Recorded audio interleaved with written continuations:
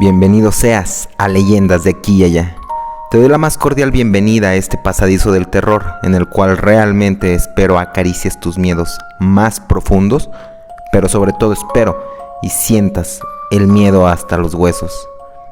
Mi nombre es Jesús G, y el día de hoy no te traigo una leyenda, te dejo una investigación criminológica, pues el día de hoy te quiero compartir un poco de mí, pues yo soy criminólogo y tengo la maestría en investigación criminal en ciencias forenses, y por temporadas imparto clases en la universidad, cuando el trabajo me lo permite, y siempre me han gustado esas investigaciones. Es por eso que elegí esa profesión. Por eso, estimada audiencia, el día de hoy te invito a mi canal secundario, que se llama Criminis, donde realizaremos investigaciones criminales. Te dejo el link en la descripción y te agradecería bastante si te suscribes y le das un vistazo a ese canal. Ya puedes encontrar varios videos, varias investigaciones, pero hoy sin mayor preámbulo te dejo el video de Criminis, el cual es el Mata Indigentes de Guadalajara.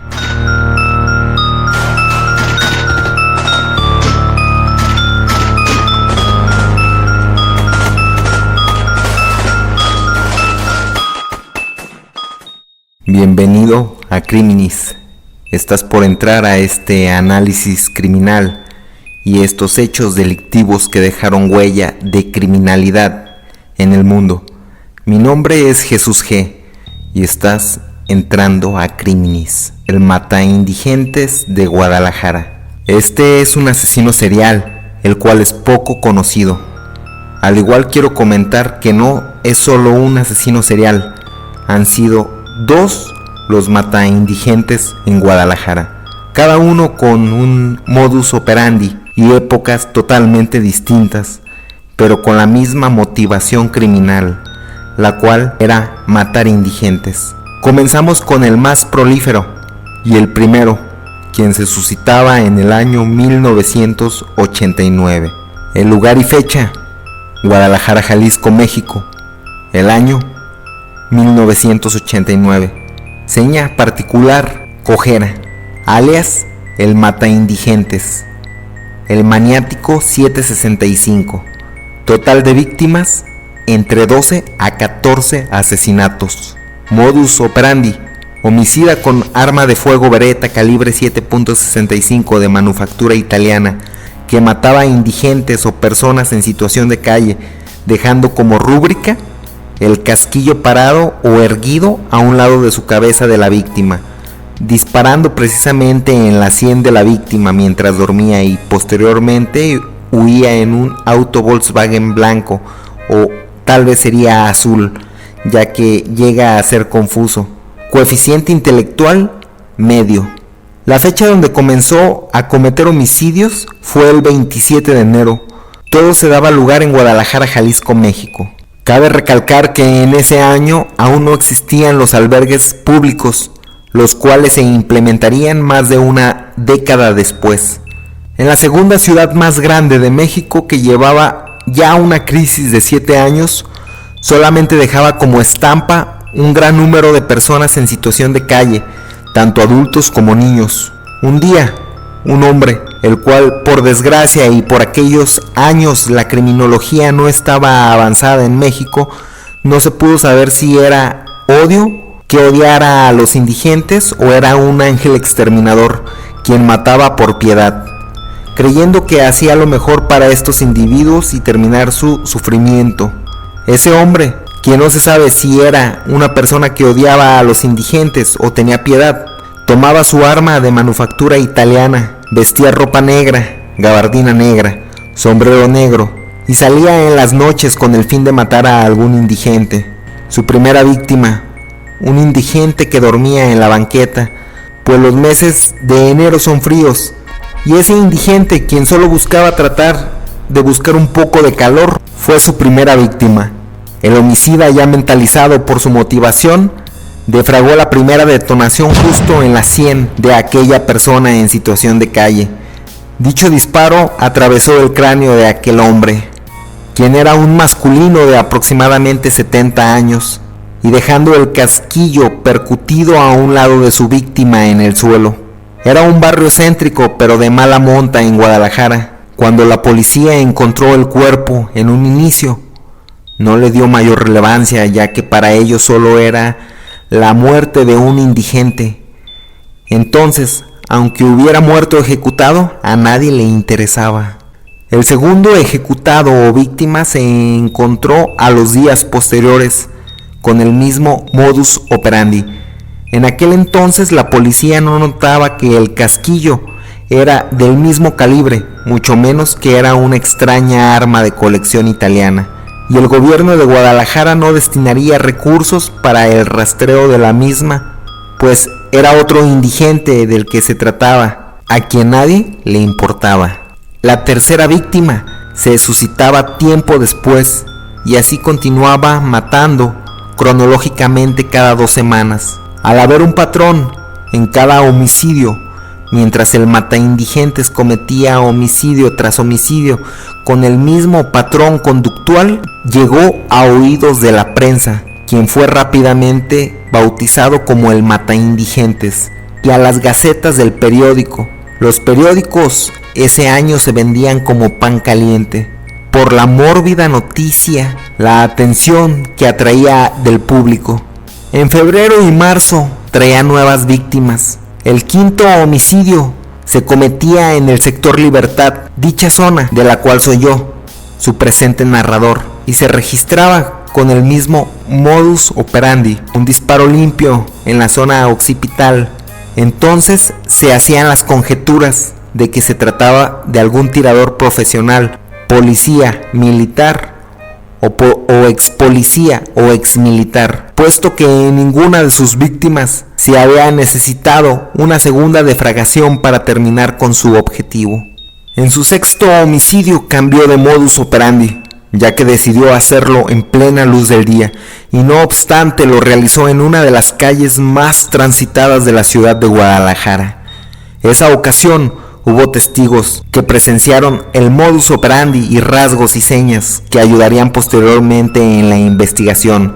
Se daba la descripción que posteriormente al homicidio huía en un coche Volkswagen, aunque posteriormente los testimonios generaban confusión, pues ciertas personas decían que era un auto blanco mientras otras decían que era un coche azul, en lo que todos coincidían en la vestimenta del hombre, la cual era de color oscuro, aunque nadie podía dar descripción del individuo, tal como rasgos faciales.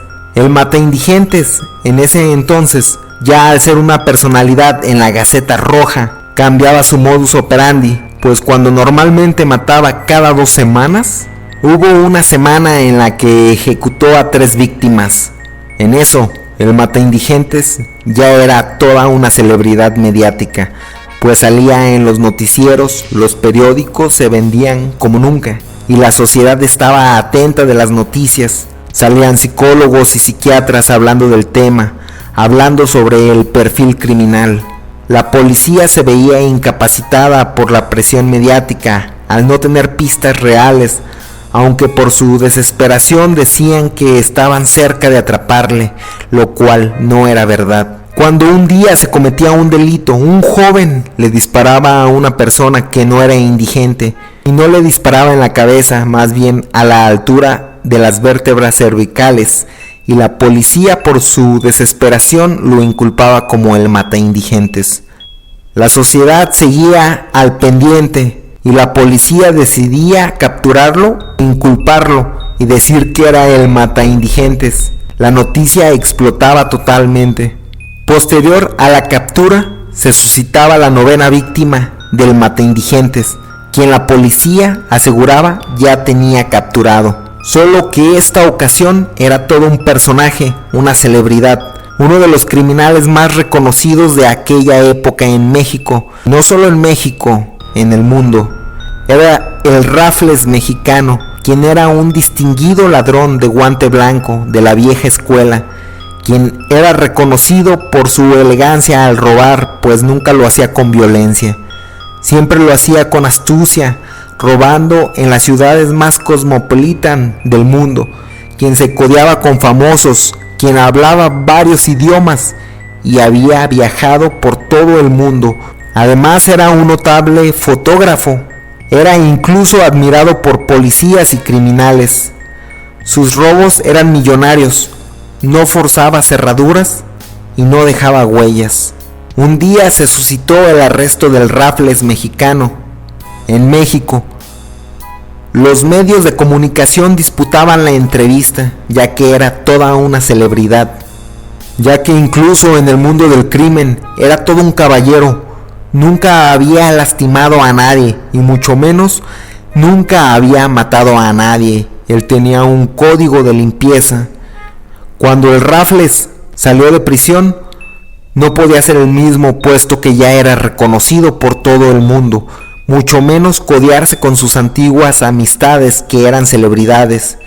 Entonces, solo tristemente viajaba con un maletín rojo con recortes de sus antiguas glorias, mendigando solo dinero, contando sus antiguas aventuras, viajando con aquella maleta de recuerdos en la calle, sin tener un techo, ni las energías de comenzar con ese mundo delictivo nuevamente. Cuando un día el mataindigentes lo sentenciaba de por vida con un disparo limpio en la cabeza, cuando el Raffles, abrazando su vieja maleta de recortes de su exitoso y glamuroso pasado, como toda una celebridad en el mundo del AMPA, dejaba a este mundo y yacía ahí tirado en el suelo en total miseria, entre un charco de sangre que estaba emanando de su cabeza.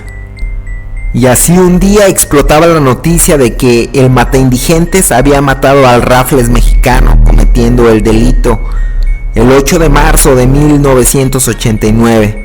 La noticia invadía los medios de comunicación de aquella época, radio, televisión, periódicos.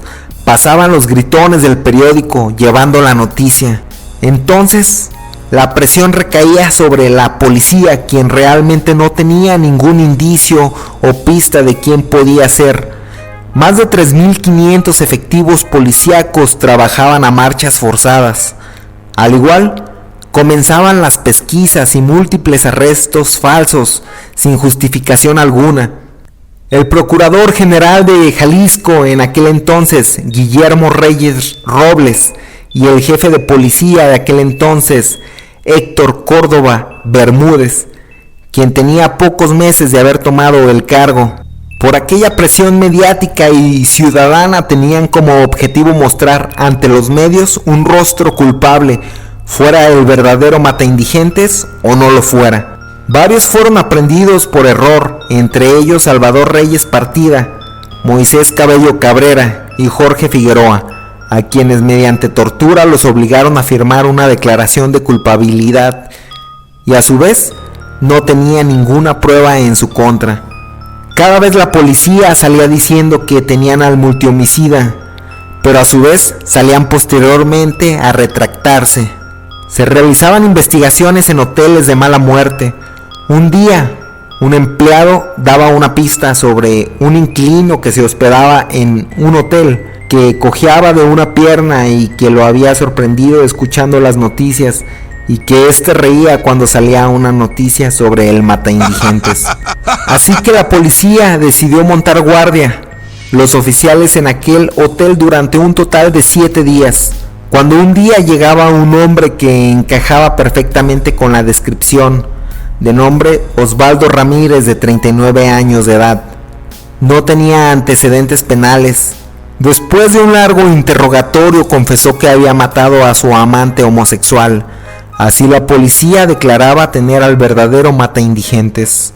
Aunque se teorizó mucho sobre la culpabilidad de aquel individuo y se cree que fue una cacería de brujas de la Santa Inquisición, y que Guadalajara, por sus normas morales y prejuicios sociales de aquella época, al ser homosexual le fincaron los delitos, y como lo describe el libro de Luis Méndez Asensio, de nombre El Mataindigentes, menciona que esa persona a quien tenían detenida, que era el supuesto mataindigentes, al ver que de igual manera le fincarían los delitos, optó por declararse culpable. También se teorizó que el verdadero mataindigentes dejó de cometer homicidios, ya que con un culpable tras las rejas y sabiendo que el operativo por atraparle ya era sumamente fuerte, él saldría totalmente impune de todos sus delitos. Aunque estas solo fueron especulaciones, en la misma ciudad de Guadalajara, en el año 2018, 29 años después, se cometía el mismo patrón delictivo. Había una persona que estaba matando indigentes, solo que el modus operandi era totalmente distinto al de su antecesor, aunque coincidía con algunas características, las cuales eran que cuando las personas en situación de calle estaban durmiendo, dejaba caer una pesada roca, una pesada piedra sobre la cabeza del indigente, privándolo de la vida casi instantáneamente. Para octubre de aquel 2018, ya iban 5 casos con el mismo modus operandi. La piedra era aproximadamente de 5 kilos. Posterior a la noticia, se detenía a Alejandro N., alias El Tomás, de 27 años, originario de Guadalajara, quien era un asesino serial, desorganizado, con estructura antisocial y un bajo coeficiente intelectual. Alejandro N., alias El Tomás, ya era reincidente ante las autoridades. Ya se le había detenido 16 ocasiones con anterioridad por robo a personas, niños, consumo de estupefacientes, sustancias tóxicas. Cuando posteriormente había cambiado de actividad, había dejado solo de robar y ya había asesinado a 5 indigentes. Sin embargo, se dio con su paradero rápidamente por descripciones e incluso haber visto videos por las cámaras de seguridad de la ciudad, donde se lograba captar el homicidio que cometía Alejandro N. en alguno de esos videos. En aquel escenario legal, al tener tantas pruebas en su contra, se le encontró culpable de los homicidios. Cabe recalcar que Alejandro N. había tenido una disputa con su padre en el 2017. Su padre lo corrió de la casa y Alejandro N. llevaba viviendo un año en situación de calle. Este fue el suceso y o evento delictivo que te comparto el día de hoy. Mi nombre es Jesús G. y el día de hoy has entrado a Criminis.